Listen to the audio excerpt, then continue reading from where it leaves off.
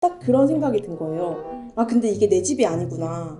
그러니까 부모님은 항상 30 전에 독립을 하라고 하셨는데 제가 그 나이가 이제 26이었거든요. 근데 26에 모은 돈이 하나도 없고 이런 집에 살려면은 어떻게 해야 되지? 막 아무것도 모르겠는 거예요. 그래서 부모님한테 가서 이런 집에 살려면 얼마가 필요하냐? 라고 물어봤더니 아빠가 너무 단호하게 5억이 필요하다 라고 하시는 거예요. 근데 5천만 원도 없고 500만 원도 없었거든요. 김정구 작가님의 강연을 시작하겠습니다. 감사합니다.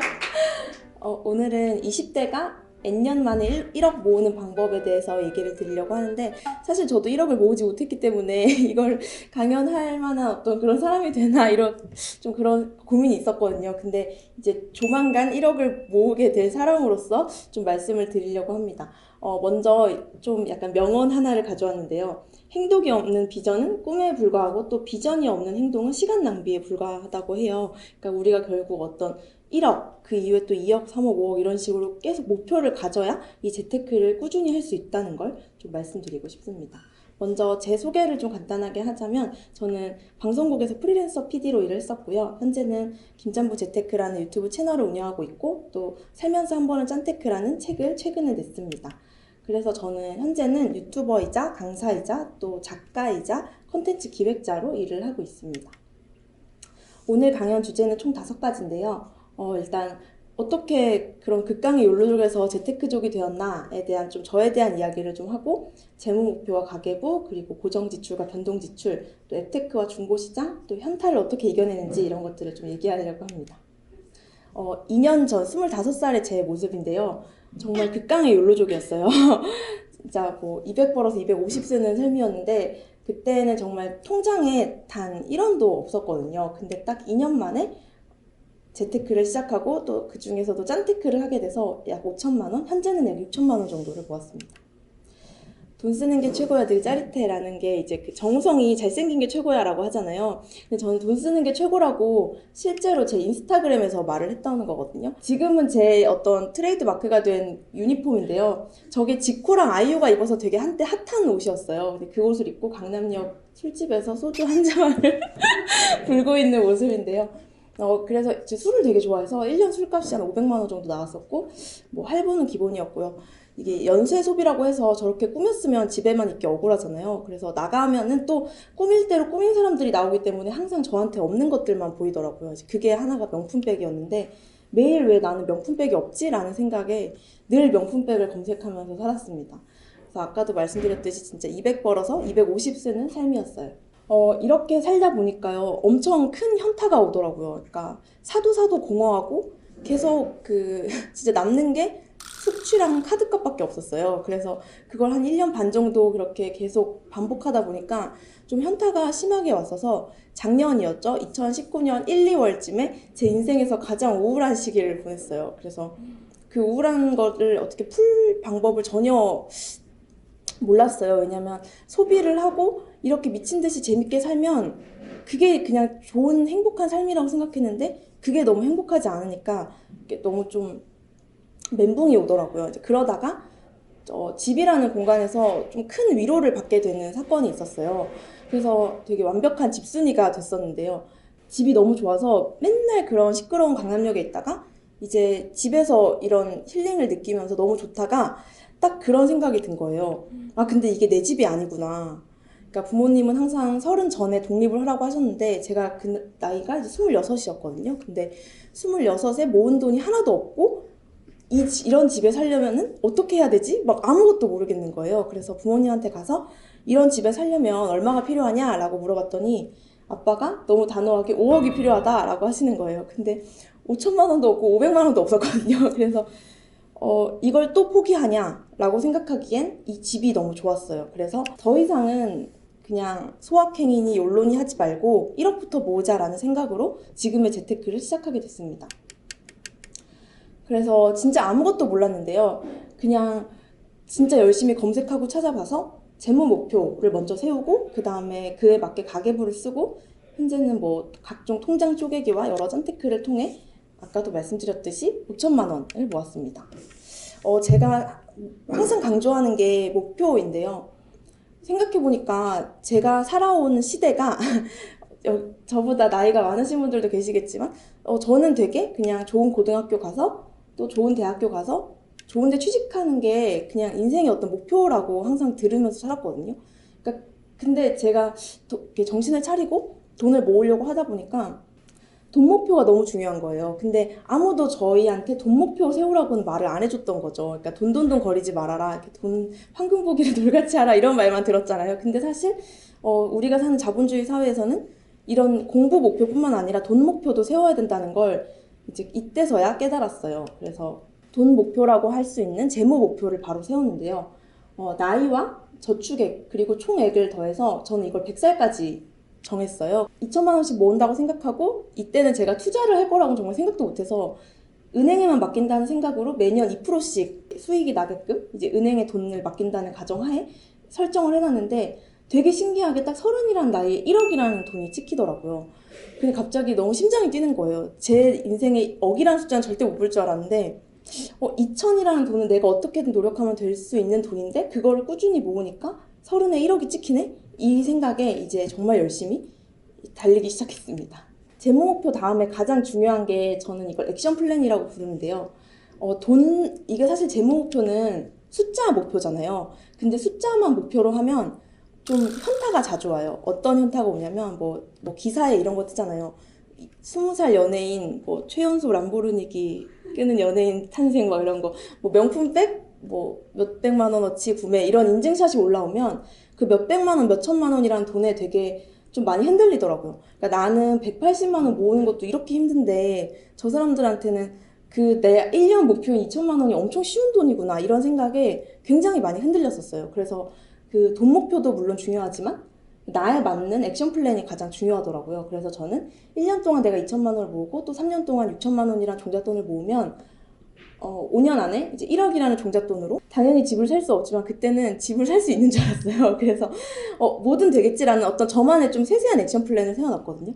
그리고 이제 10년 뒤에는 꼬마 빌딩 하나 해서 작은 건물주가 되고 결국에는 이제 47이란 나이엔 경제적 자유를 얻어서 하고 싶은 거 하면서 살고 배우고 싶은 거 다 배우면서 살고 싶다라는 어떤 저만의 좀 세세한 액션 플랜을 세웠습니다. 비행기가 저희는 항상 그냥 제주도로 가겠다 하면 제주도로 딱 도착을 하잖아요. 근데 비행기는 늘 90% 이상을 항로를 벗어나서 비행을 한대요. 하지만 결국에는 목적지가 있기 때문에 그 장소에 도착을 하는 것처럼 재테크도 마찬가지인 것 같아요. 결국에는 목표가 정확해야 그 목표를 이룰 수 있는 것 같습니다. 목표가 뚜렷할수록 돈이 쉽게 모인다는 걸 제가 진짜 경험을 했거든요. 그래서 여러분들도 재무 목표 그리고 자기에게 맞는 액션 플랜을 꼭 세워보셨으면 좋겠어요. 제가 약 1년 반, 이제 2년 차 정도 그 짠테커로 살다 보니까 재테크는 절대 기술 싸움이 아니더라고요. 물론 얼마나 이런 표를 잘 보고 그런 숫자적인 것도 굉장히 중요하지만 결국엔 심리 싸움이었어요. 그래서 이 심리를 잘 활용해야 돈을 잘 모으고 잘 굴릴 수 있습니다. 이제 좀 세세한 방법을 알려드릴 건데요. 저는 이 정말 유명한 통장 쪼개기라는 걸 들었을 때도 아니 왜 통장을 왜 쪼개라 그러지? 좀 이해가 안 갔어요. 근데 이제 통장 쪼개기라는 것도 처음에는 어떤 기술적인 접근인 줄 알았는데 그게 아니라 그냥 미리 나한테 자물쇠를 잠궈 놓는 거더라고요. 그러니까 결국 돈을 모으려면 선저축 후 지출이 돼야 되는데 선저축이 안 되니까 이렇게라도 통장을 쪼개서 나 스스로를 좀 불편하게 만드는 게 통장 쪼개기였어요. 그래서 저는 원래는 그 월급 통장에서 다 연동되는 체크카드나 신용카드로 돈을 썼었는데 그거를 한 4개 정도로 나눴습니다. 크게 보면 저축, 생활비, 비상금 이렇게 나눴는데요. 이것들을 이제 파악하기 위해서는 3개월치 가계부로 이제 내 소비 패턴을 체크를 해야 돼요. 가계부를 3개월치를 이제 카드 내역을 뽑아가지고 주말에 한번 날 잡고 가계부로 다 옮겨 넣는 그 작업이 좀 필요해요. 그러니까 그냥 저는 이거를 하루에 10분씩 이게 아니라 그냥 한 번에 날 잡고 한 번에 딱 옮기는 걸 추천드려요. 그러다 보면 지출이 총 3가지로 나뉘어요. 고정지출, 변동지출, 누수지출. 이 순서를 이제 하나씩 줄여야 되는데 저는 누수지출 먼저 줄였거든요. 그래서 누수지출은 뭐냐면 그냥 말 그대로 감정지출이라고 생각하시면 돼요. 뭔가 기뻐서 사고 뭔가 친구가 남자친구랑 헤어져서 슬퍼서 술 먹자고 하고 전 이것도 약간 누수지출로 보거든요. 너무 더워서 택시를 탔다. 전 이것도 누수지출로 봐요. 뭔가 화가 나서. 그러니까 그 감정이 다 가미된 지출을 저는 다 누수지출로 보거든요. 이걸 어떻게 줄였냐면 스스로한테 계속 물어봤어요. 너 이걸 왜 샀어? 그러니까 가계부를 보면서 뭐 한 달 반 전에 이제 겨울이 곧 오니까 코트 85,000원짜리 샀다. 그러면 그냥 코트 샀네 이게 아니라 코트를 왜 샀어? 이렇게 끊임없이 스스로한테 물어봤어요. 반지를 사도 반지 왜 샀어? 이런 식으로 계속 물어보면서 제 스스로 좀 답변하는 그런 시간을 많이 가졌거든요. 그런 끊임없는 질문과 답변을 하다 보니까 이런 결론이 나왔어요. 아, 남의 소확행에 내 행복을 끼워 맞췄구나. 그러니까 사실 옷 되게 많은데 요즘에 이런 코트가 유행이라고 하니까, 요즘에 이런 반지가 유행이라고 하고, 이 백을 매야 결혼식에 갈 수 있는 것처럼, 그러니까 결혼식 백 이런 식으로 말이 지어지니까 내가 그걸 산 거구나. 그러니까 정말 나한테 필요했던 건 아니구나라는 생각이 왜 샀어? 라는 질문을 끊임없이 하면서 좀 깨달음을 얻게 됐어요. 그래서 웬만한 누수 지출은 스스로한테 물어보면 됩니다. 이걸 왜 샀어? 정말 사고 싶어서 산 거야? 정말 필요했어? 이런 식으로 어떤 내 안에 약간 통장 요정이 있다고 생각하고 좀 이렇게 스스로 대화하는 연습이 가장 중요합니다. 그리고 변동 지출 줄이는 방법은 조금 어려운데 이 세 가지로 저는 줄였어요. 변동 지출이라는 거는 말 그대로 예상이 안 되는 지출이거든요. 내가 어느 정도 관리가 가능한 게 이제 변동 지출인데, 이런 것들은 이 세 가지로 줄이면 됩니다. 일단 생필품의 기준 높이기인데요. 예를 들면 이런 거죠. 뭐 샤워기 필터, 홈트 기구, 두피 마사지기. 그러니까 없어도 상관없는데 그 네이버 하단에 그걸 본 순간 이거 없으면 안 될 것 같고, 나만 없나 봐. 막 약간 삶의 질이 높아질 것 같아. 막 이런 느낌 있잖아요. 이제 그런 게 저는 그런 생필품의 기준을 좀 높이는 걸 이제 연습을 했었는데요. 이 네 가지 질문을 스스로한테 했어요. 만약에 두피 마사지기를 봤다고 치면, 옛날 같으면 뭐 싸네, 3,000원이네, 사야지 이렇게 샀다면, 지금은 내가 진짜 3,000원을 아끼고 싶은 마음도 있지만 뭔가 이런 식으로 계속 아무렇지 않게 소비하는 걸 좀 깨고 싶었어요. 그래서 두피 마사지기를 보고 이게 필요하다라고 생각이 들면 이 네 가지 질문을 바로 했는데요. 이게 정말 필요한 물건일까? 라는 질문을 좀 스스로 했어요. 두피 마사지기 필요하지 않을까? 머리도 시원해지고 좋지 않을까? 이런 식으로 만약에 이제 두 번째 단계로 넘어가면 삶의 질이 높아질까? 근데 이건 사실 알 수가 없어요. 써본 적이 없으니까. 뭐 삶의 질이 높아지겠지라고 생각을 했는데, 이제 세 번째에서 많이 좀 걸렸습니다.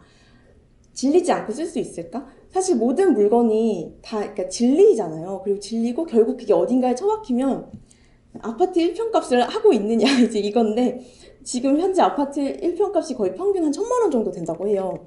그러면 그 물건들이 저한테 월세를 주는 것도 아니고 어떤 보증금을 주는 것도 아닌데 계속 사고 안 쓰고 사고 안 쓰고를 반복하면서 그게 어떤 한 공간을 차지한다는 거죠. 그래서 그런 걸 실제로 눈으로 좀 보다 보니까 아무리 3,000원짜리고 작은 두피 마사지기였지만 결국에는 사지 않았습니다. 스스로 어떤 생필품의 기준을 굉장히 높였어요. 그래서 저한테 지금 생필품은 떨어져서 사는 게 생필품이거든요. 휴지, 칫솔, 치약 이런 것들. 그 외에 내가 굳이 시간을 내서 써야 되는 것들은 이런 것들을 이제 거치고 거의 구매를 하지 않고 있습니다. 저는 이 모든 과정을 똑똑한 소비자가 되는 과정이라고 생각을 했어요. 그러니까 누군가는 뭐 왜 그렇게까지 사냐, 뭐 3,000원 막 친구한테 얘기하면은 야 그냥 내가 사줄게 막 이렇게도 얘기했었는데, 저는 그게 아니거든요. 그래서 정말 이 과정이 내가 똑똑한 소비자가 되는 과정이다라고 생각을 했습니다. 두 번째는 캘린더로 예산 짝인데요. 이게 뭐냐면 예를 들면 이런 거죠. 그러니까 만약에 이번 주 토요일 날 친한 친구를 만난다라고 하면 그냥 대부분 친구 만나지 뭐 이렇게 하고, 그 당일이 돼서 야 뭐 먹을래? 뭐 돈가스 먹을래? 이러면서 이제 그냥 주변에 있는 맛있어 보이는 식당을 가거나, 그리고 이제 밥을 다 먹고 나오면서 마네킹 이렇게 이쁜 옷이 있으면 친구가 야 저거 너랑 진짜 잘 어울릴 것 같다 이러면 그래? 이러면서 들어가서 한번 볼까? 이러고 봐서 또 입어보면 또 이뻐요. 그럼 또 사고. 그래서 야 카페 가자 이러면서 카페 가면 또 케이크까지 아무렇지 않게 시키고, 그럼 진짜 하루에 거의 6, 7만 원 우습게 나가거든요. 근데 이거를 한 3, 4일 전에 이미 약간 의식이 있는 나를, 미래에 무의식 없는 나를 이렇게 약간 잡아두는 거죠. 그래서 토요일날 내가 친구를 만나네? 이때는 3만 원까지만 써야겠다라는 어떤 딱 예산을 잡아놓고, 미리 약간 맛은 괜찮은데 조금 저렴한 어떤 음식점을 좀 찾아놓고, 그 다음에 친구한 선물 받은 기프티콘이나 내가 미리 갖고 있는 기프티콘이 있으면 그 기프티콘을 살 수 있는 카페 근처로 가는 거예요. 뭐 스타벅스면 스타벅스, 투썸이면 투썸 이런 식으로.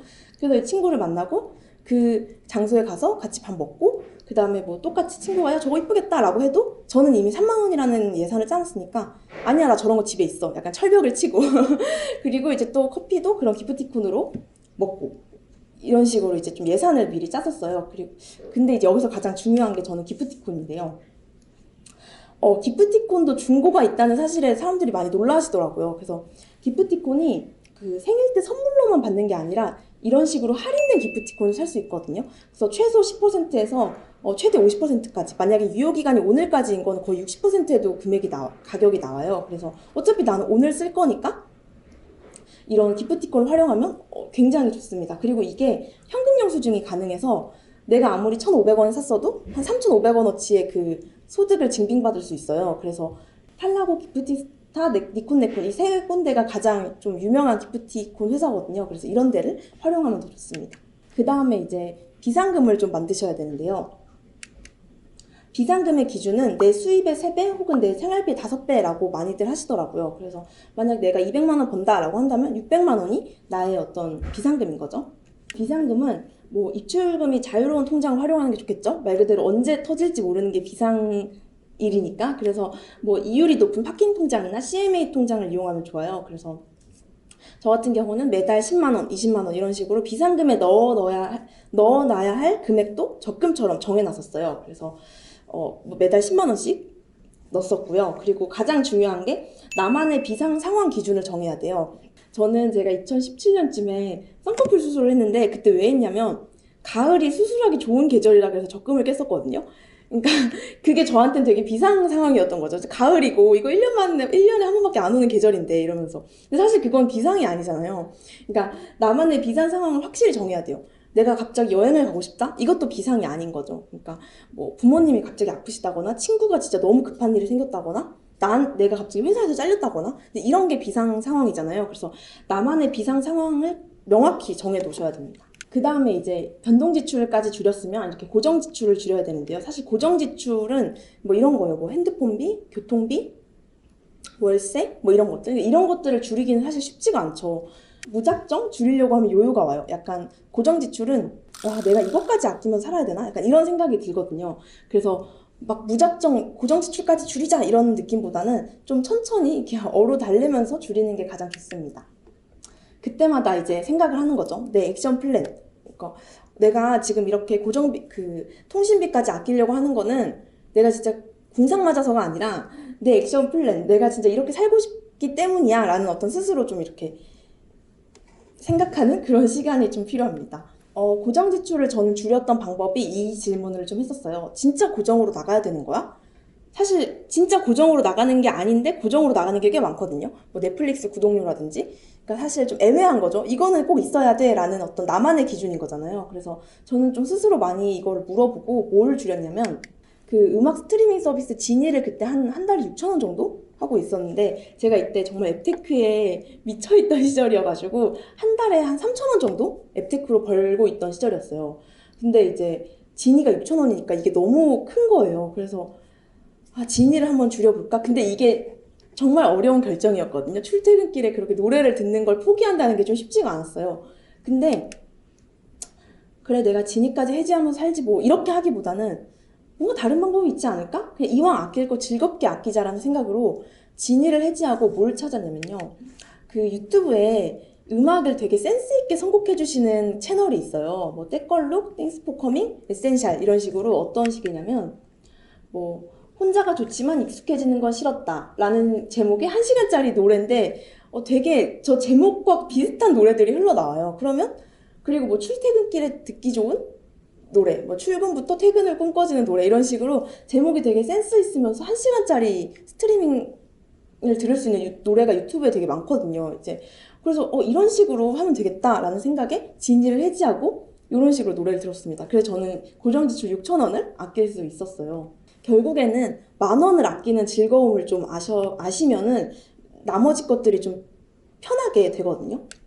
사실 식비 30만 원이라고 하면 아니 이걸 어떻게 줄여 사람이 다 먹고 살자고 하는 짓인데 약간 이런 생각이 들어요. 근데 10,000원을 아끼는 즐거움을 알다 보면 그래 배달비가 뭐 한 번 하는데 2-3천 원인데 이거 3번만 아껴도 10,000원이 아껴지는 거잖아 라는 식으로 좀 배달비 줄이는 것도 좀 재밌게 할 수 있다는 거죠.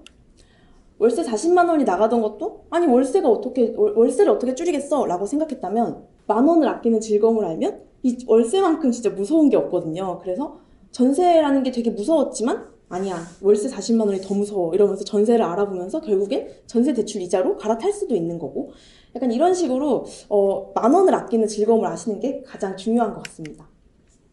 저는 제가 책에도 썼지만 가장 강력한 주문이 한 달 이자 만 원인데요. 제가 그때만 그 짠테크 한창 열심히 할 때 0.5%만 이율이 높아도 그 통장을 다 옮길 정도로 이렇게 이율 높은 곳들을 막 찾아다녔어요. 근데 2.3%짜리가 하나 떴길래 그때도 막 이제 옮기려고 막 알아보고 가기 직전에 혹시나 해서 이게 이자가 얼마지? 라고 이렇게 따져보니까 네이버에서 이제 계산을 해보니까 1년 동안 100만 원씩 그러니까 1년에 1,200만 원 모으는 거죠. 2.3% 이율로 세후 이자가 12만 6천 원인 거예요. 그러니까 한 달에 이자 만 원 받는 거예요. 매달 100만 원씩 적금을 했을 때 한 달에 이자 만 원이 들어온다는 거죠. 근데 저는 이게 되게 충격적이었거든요. 내가 이렇게 막 연차까지 써가면서 그 통장을 옮길 생각을 했었는데 한 달에 이자 만 원 받으려고 내가 이걸 한 거구나. 이 생각에 이제부터는 이게 아끼는 게 아니라 버는 거다. 그러니까 쇼핑을 하고 나서도 만약에 제가 코트도 사고 싶었고 뭐 이거 후드도 사고 싶었고 했는데 다 지나쳐서 결국 만약에 7만 원을 아꼈다라고 한다면 저는 한 달에 얼마죠? 700만 원을 적금을 한 거죠. 적금을 하고 받을 수 있는 이자를 나는 그냥 지금 꽁으로 얻었다. 이렇게 생각을 했어요. 그 쇼핑도 저는 되게 즐거운 어떤 놀이가 됐어요. 하나도 사지 않는데 뭔가 굉장히 많이 돈을 번 느낌이 들더라고요. 아까 이제 말씀드렸듯이 제가 3개월치 그 가계부를 뽑아서 이 모든 것들을 다 정리를 했다고 말씀드렸는데요. 이제 가계부를 어떻게 쓰는지 알려드릴게요. 그러니까 저는 이게 단연 10억짜리 생활습관이라고 생각을 하거든요. 사람들이 다들 뭐 월급은 통장을 스쳐 지나간다, 뭐 통장이 텅장됐다라고 하는데 그냥 그 답은 가계부에 있습니다. 절대 남이 내 돈 빼다 쓴 거 아니거든요. 내가 썼기 때문에 그 답이 가계부에 있어요. 제가 친구들이나 지인분들한테 한 달 전에 뭐 샀어요? 라고 물어보면 대부분 대답을 못해요. 뭐 약간 뭐 아이맥이라든지 뭔가 큰 나를 위한 선물을 산 사람이 아닌 이상 글쎄 다 대부분 이러거든요. 일주일에 저 뭐 샀는지 기억도 못해요. 그게 왜 그러냐면 저희는 진짜 하루에 적게는 100개, 많게는 수천 개의 광고를 마주하면서 살거든요. 지하철 광고도 있고, 뭐 유튜브 광고도 있고, 요즘에 어플 자체에서도 광고가 너무 많아서 그냥 늘 광고를 보고 살아요. 그래서, 근데 그 광고는 그냥 나오는 게 아니라 누군가가 엄청 고민하고 만든 광고이기 때문에 굉장히 우리한테 아까 말씀드렸듯이 생필품처럼 광고를 한단 말이에요. 이게 없으면 안 되는 것처럼. 그렇기 때문에 이게 내가 샀다고도 인지를 못하는 거예요. 나는 그냥 필요한 걸 드렸다라고 생각을 하는 거죠. 그래서 근데 이런 거에 모든 걸 다 사다 보면 결국 통장이 텅장이 되기 때문에 이런 마케팅의 홍수 속에서 나를 지켜줄 우산이 저는 가계부라고 생각을 해요.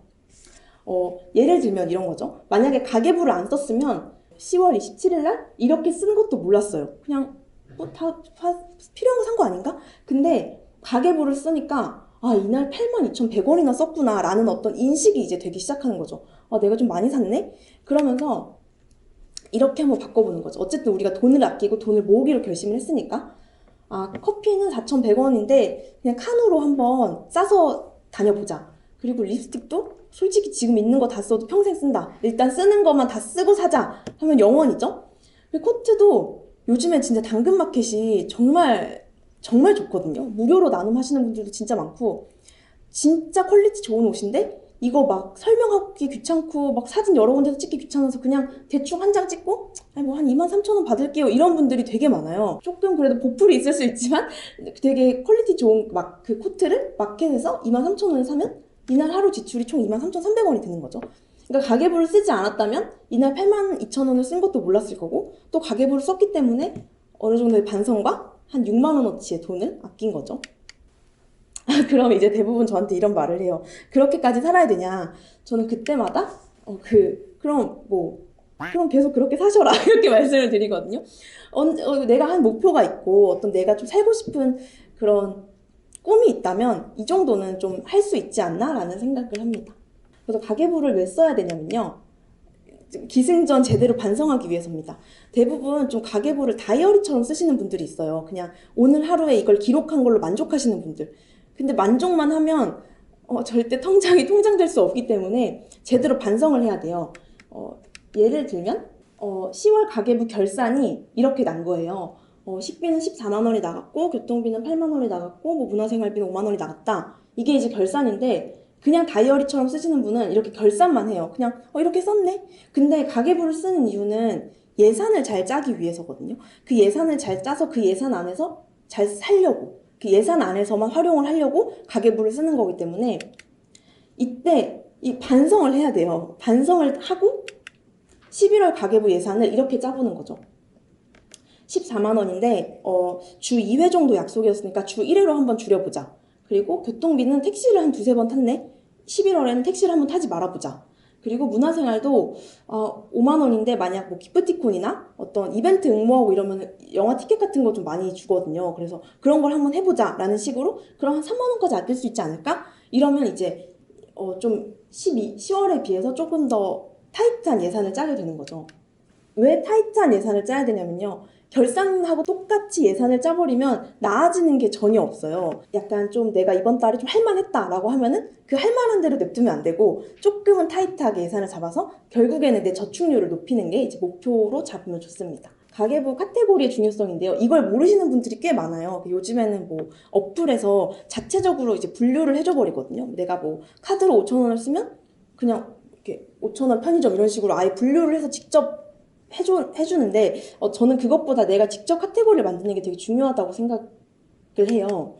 이런 식이죠. 이제 A랑 B랑 정말 똑같은 물건을 샀다고 했을 때 둘의 가계부를 비교를 해보면 A는 그냥 점심으로 3만 원 썼고 뭐 스파에서 옷 2만 원치 샀어. 그냥 이렇게만 썼는데 B는 조금 더 세세하게 쓴 거죠. 그냥 점심에 통틀어서 3만 원일 줄 알았던 3만 원은 그게 아니라 점심은 2만 원이었고 아이스 아메리카노 5,000원, 케이크 5,000원, 그리고 옷도 맨투맨 만원, 목걸이 만원.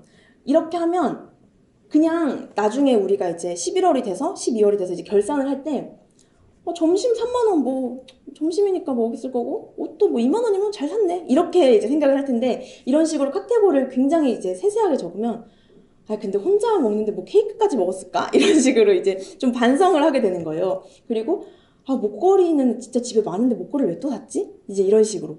그래서 나만의 카테고리를 만들어야 돼요. 이 카테고리는 사람마다 다르거든요. 왜냐면 뭐 예를 들어서 저는 유튜브를 하기 때문에 유튜브 관련된 지출이 있을 수 있는 거고 뭐 회사가 뭐 투잡이면은 또 투잡 관련된 지출이 있을 수 있는 거고 만약 결혼을 했으면 아이와 관련된 또 아내와 관련된 그런 지출이 있을 수 있는 거잖아요. 그래서 나만의 좀 세세한 카테고리를 만들고 결국에는 내가 잘 반성할 수 있는 그런 카테고리를 정하는 게 좋습니다.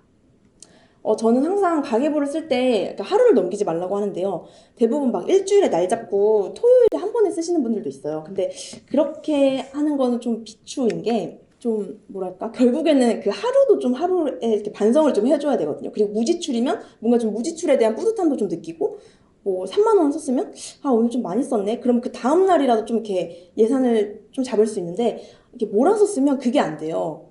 그래서 저는 항상 이렇게 그 가계부 쓰는 게 습관이 안 됐을 때는 배경화면에 가계부 쓰자라는 어떤 이런 스스로 좀 뭘 만들어가지고 배경화면 볼 때마다 맞다 가계부 써야지 이런 식으로 해서 가계부 습관을 들였었거든요. 지금은 그냥 뭔가를 결제하자마자 바로 가계부 쓰는 게 습관이 돼가지고 딱히 이런 배경화면 없이도 잘 쓰는데 처음에는 저는 한 2달 정도 걸렸던 것 같아요. 그래서 이런 배경화면은 저희 그 북스톤 인스타그램에서 다운받을 수 있으니까 다운받으시면 좋을 것 같습니다. 어플이나 수기가계부 뭐 이렇게 좀 두 방법으로 추천을 드리는데 저는 이제 어플로 썼거든요. 수기가 편하신 분들은 수기로 쓰면 됩니다. 저는 이제 아이폰을 쓰고 있어서 위플머니를 처음부터 지금까지 계속 쓰고 있고요. 그다음에 안드로이드 같은 경우는 뭐 똑똑가계부, 아니면 뱅크샐러드, 편한가계부 이렇게 많이 쓰시는 것 같더라고요. 그 가계부를 쓰면서 알게 되는 것들인데요.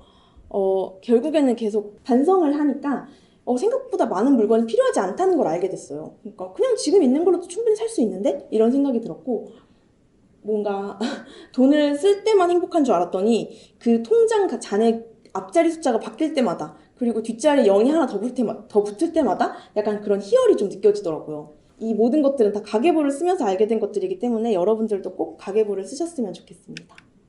누가 그러더라고요. 10% 수익보다 10% 절약이 더 쉽다고. 그래서 아까 그 한 달 이자 10,000원처럼 뭔가 그렇게 10,000원이란 이자를 벌기 위해서 한 달에 100만 원씩을 넣어야 되지만 내가 지금 10,000원 아끼는 건 사실 쉽잖아요. 그냥 치킨 진짜 한 번만 참아도 20,000원 정도로 아낄 수 있는 거니까.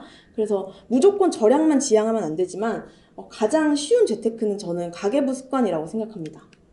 그리고 그 다음에 제가 추천드릴 게 앱테크인데 앱테크는 좀 되게 다양한 앱테크가 있어요. 뭐 걷기, 설문조사, 출석 체크, 기프티콘 이렇게 4가지로 좀 크게 나눠봤는데 제가 가장 좋아하는 건 걷기예요. 그러니까 하루에 10,000보를 걸으면 100포인트랑 그리고 또 토스 어플 같은 경우는 아예 현금으로 100원을 주거든요. 그래서 그것만 꾸준히 해도 한 달에 거의 6,000원 정도? 저는 지금 캐시워크라는 그 걷기 어플로 한 4만 원이 모여 있고 2만 원 정도를 썼고 커피는 거의 기프티콘으로 사 마시는 것 같아요. 그래서 그 걸어서 마시는 커피 맛이 되게 또 은근 맛있거든요. 그래서 그런 약간 좀 쏠쏠한 재미가 있습니다. 설문조사 같은 경우는 대학생 전용, 주부 전용 이런 식으로 설문조사를 했을 때 500원, 100원 그리고 그 분야에 맞는 사람은 뭐 300원까지도 줘요. 그래서 설문조사 앱테크도 되게 쏠쏠하고 출석 체크 같은 경우는 하루에 한 10원? 7원 정도를 주는데 이거를 저는 15개까지 했었거든요. 지금은 그렇게까지 많이 안 하는데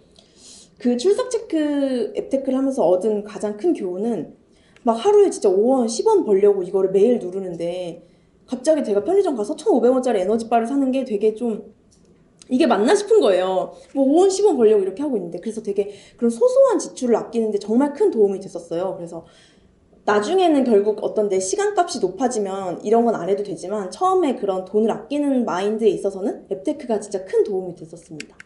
내 소비를 돌아보게 되는 게 결국에는 그 앱테크 사실 저희 10원짜리 동전 이제 안 받잖아요. 근데 앱테크는 여전히 10원, 20원 정도 주거든요. 그러니까 그런 것들로 약간 이게 정말 작은 돈도 소중하구나 이런 마음을 좀 깨달았던 것 같습니다.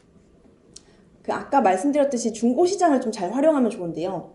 저는 뭐 네이버 카페, 동네 카페, 당근마켓, 번개장터 웬만한 중고시장을 거의 다 이용을 했었는데 되게 신기하게 저한테만 질린 옷인 거예요. 그러니까 나한테만 뭐 빨간 옷이 질렸고 뭐 이거 맨날 이거 입어서 어떡하지 라고 싶지만 저를 처음 본 분들은 저게 무슨 옷인 뭐 질린 옷인지 전혀 모른다는 거죠. 그러니까 많은 사람들이 자기에게 질린 옷을 팔기 때문에 진짜 새 옷을 원한다면 누군가의 질린 옷을 사는 게 결국 나에게는 새 옷인 거잖아요. 그래서 좀 그런 걸 활용해도 좋을 것 같고 사실 요즘에 되게 환경 이슈가 많은데 뭐 동물 실험 안 하는 옷 아니면 동물의 털이 들어가지 않은 옷을 사는 것도 굉장히 좋지만 사실상 옷을 가장 안 사는 게 환경을 생각하는 것 같아요. 그러니까 지금 내가 입는 옷을 잘 활용하는 게 좀 환경을 위한 길이 아닐까라는 생각이 듭니다. 이런 것들을 하다 보면 결국에는 모두가 현타가 찾아오는 것 같아요.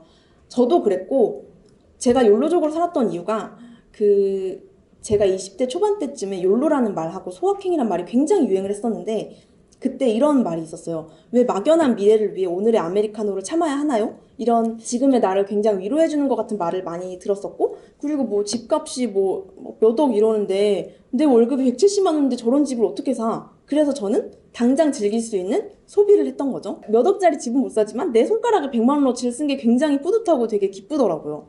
하지만 그 당시에 누군가는 그거를 공부로 풀었다는 걸 요즘에서야 알게 됐어요. 제가 뭐 부동산 그런 재테크 모임이나 뭐 주식 모임 뭐 아니면 1인 창업 모임 같은 데 가다 보면 진짜 20대 중반 또 30대 초반 분들이 진짜 많거든요. 분명히 그분들도 현타를 느꼈을 거거든요. 제가 유튜브에서 그런 짠터뷰라고 해서 돈을 모으고 또 투자로 돈을 불리고 있는 분들을 많이 만나보면 정말 하나같이 똑같이 모두가 현타를 느꼈어요. 이런 집을 어떻게 사지? 내 월급은 너무 작은데 어떡하지? 근데 그 사람들은 그래서 더 오히려 아끼고 더 공부했다는 거죠. 그게 정말 다른 차이를 만든 것 같더라고요. 그래서 저는 현타를 느껴서 소비도 해봤고 현타를 느껴서 공부도 해본 사람이지만 결국에는 현타를 해서 소비를 한 사람도 결국 나중에 공부를 하게 돼 있어요. 그래서 여러분도 지금 막 부동산에 뜨거운 막 그런 것들에 좀 현타가 오신다면 공부로 풀어보는 걸 추천합니다. 근데 이게 혼자 하면 안 돼요. 혼자 하면 좀 더 약간 외로워지기 때문에 재테크 친구를 찾는 게 가장 중요합니다. 인생이 달라지는 신호가 2가지가 있대요. 만나는 사람이 바뀌고 읽는 책이 바뀌는 거. 근데 만나는 사람이 바뀌면 자연스럽게 읽는 책도 바뀌더라고요. 그래서 저는 제 주변을 완전 싹 바꿨거든요. 근데 주변을 바꾸자라고 하면 뭐 요즘 코로나인데 어느 모임을 가야 돼요? 아니면 저는 낯가리는데 뭐 꼭 그렇게 어떤 사람들이 모인 공간에 가야 되나요? 라고 생각할 수도 있는데 그게 아니라 우리가 가장 시간을 많이 쓰는 그곳을 바꾸면 돼요. 저는 유튜브, 인스타그램, 뭐 네이버 카페, 카톡 이런 것들에 제 시간을 가장 많이 썼기 때문에 거기를 바꿨어요. 그러니까 뭔가 항상 공부를 하는 인스타그래머를 팔로우 취소를 하고 뭔가 뷰티 유튜버 혹은 명품 언박싱을 계속하는 그런 유튜버들이 너무 좋았지만 뭔가 그걸 볼 때마다 제 마음이 자꾸 흔들리는 것 같아서 유튜브도 다 재테크 관련된 사람들을 바꿨어요.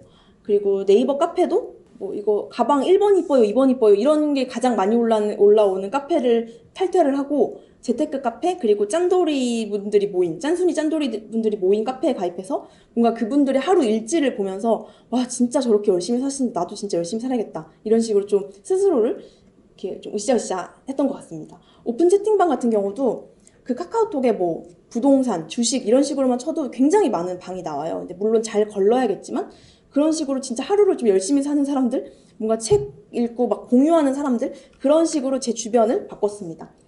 그리고 주말에는 온라인 강연이나 오프라인 강연에 참석을 했고 지금도 남자친구랑 거의 부동산 임장을 다니고 있어요. 그래서 지금 당장 뭐 회사 사람들을 바꾸고 내 친구들을 바꾸라는 게 아니라 내가 가장 시간을 많이 쓰는 그곳을 바꾸면 됩니다.